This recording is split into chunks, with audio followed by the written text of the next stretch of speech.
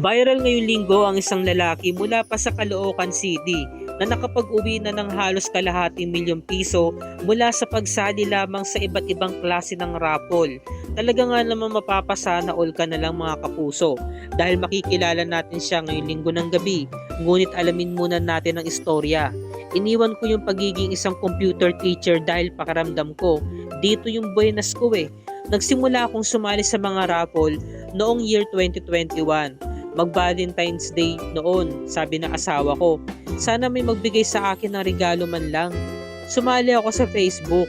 May nakita kasi ako sa feed na parang like and share lamang ang gagawin. Hindi ko akalain na may nag-message sa akin na, "Sir, may nanalo po kayo na couple watch at t-shirt." Grabe, ang galing talaga. Sa buwan na rin na yun, sa raffle naman sa simbahan sa amin nanalo ako ng iPad at 35,000 pesos ang halaga nun. Nanalo rin ako ng mga food prize, mga beauty products, lahat ng mga appliances. Nanalo din ako ng isang television, washing machine at mga cash. Halos wala na akong naibiling gamit dahil lahat ng ito ay meron na ako at libre pa. Mga 300 times na akong nananalo. Sa kabuuan po, ang napalanunan ko po ay umabot na po ng kulang-kulang kalahating milyong piso sa pagsali lamang ng mga raffles. Ginamit ko yun sa maintenance ko at ng asawa ko sa diabetes. Yung iba pang araw-araw na food allowance, tapos mga bills na binayaran ko rin.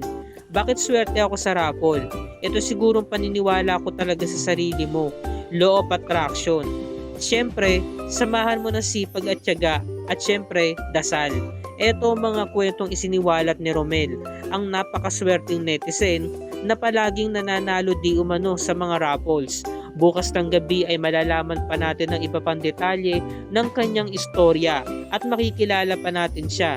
Kaya pakatunghayan natin yan sa Kapuso Mo, Jessica Soho.